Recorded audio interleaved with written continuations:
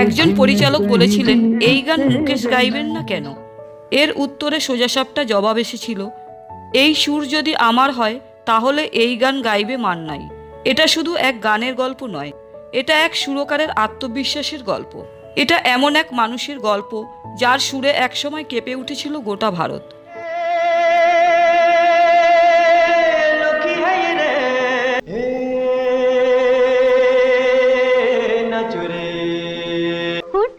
ऐसी बात में दबा के चली आई, खुल जाए वही बात तो दुहाई है दुहाई। भीगी भागी सी होती रातों, जीवन के सफर में राही मिलते हैं बिछड़। राही प्यार के हमसे कुछ न बोलिए, राही प्यार के हमसे कुछ न बोलिए। होगी तेरी आराधना काहे करोए। নমস্কার, ছন্দে ও গল্পে আপনাদের স্বাগত। আজ কথা বলবো এক কিংবদন্তি বাঙালি সুরকারকে নিয়ে, শচীনদেব বর্মন। শুধু সুরকার নন, তিনি ছিলেন একজন বড় গায়কও। তার সুরারোপিত অসংখ্য হিন্দি গান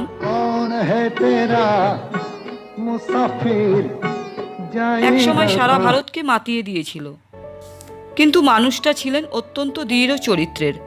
যা বিশ্বাস করতেন তা শেষ পর্যন্ত দাঁড়িয়ে থেকে রক্ষা করতেন।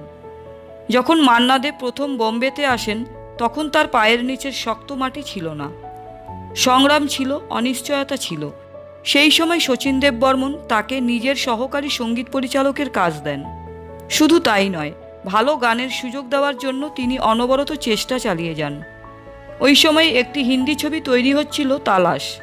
প্রধান ভূমিকায় ছিলেন রাজেন্দ্র কুমার ও শর্মিলা ঠাকুর, পরিচালক ও.পি. রায়হান, সঙ্গীতের দায়িত্বে শচীনদেব বর্মন। একদিন মান্না দে গানের রিহার্সালের জন্য গেছেন সুরকারের মিউজিক রুমে। ঠিক তখনই পরিচালকও এলেন গান শুনতে। শচীন কর্তা স্নেহভরে বললেন, মানা তুই গেয়ে শোনা। হ্যাঁ, তিনি আজীবন মান্না দেকে মানা বলেই ডাকতেন। কিন্তু গান শোনার আগেই পরিচালক বলে উঠলেন, মান্না দে গাইবেন, মুকেশ কোথায়? ঘরটা যেন মুহূর্তে ভারী হয়ে গেল। শচীনদেব শান্ত গলায় বললেন, এই গান মুকেশ গাইতে পারবে না। পরিচালক বিস্মিত। তাহলে এমন সুর করলেন কেন যা মুকেশ গাইতে পারবেন না? শচীনদেব নিজের স্বভাবসিদ্ধ ভঙ্গিতে উত্তর দিলেন, তালাশ যদি এস.ডি. বর্মন করেন তাহলে সুর থাকবে যেমন আছে, আর গান গাইবে মানাই। আপনার অপছন্দ হলে অন্য মিউজিক ডিরেক্টর নিন। এই ছিল তার দৃঢ়তা। শেষ পর্যন্ত গানটি মান্না দেকেই গাইতে হয়। আর ফলাফল? तेरे नैना तलाश कर जिसे वो है तुझी में कहीं भी तेरे नैना। গানটি হয়ে যায় সারা ভারতের সুপারহিট। हर एक के जब उसकी मोहब्बत में गुम है कौन क्या है, मन के सिवा ये कोई क्या जाने। এই গান मान्ना देर কণ্ঠে এমনভাবে জনপ্রিয় হয় যে ছবিটি সিলভার জুবিলি করে। तलाश कर जिसे वो है तुझी में तेरे नैना।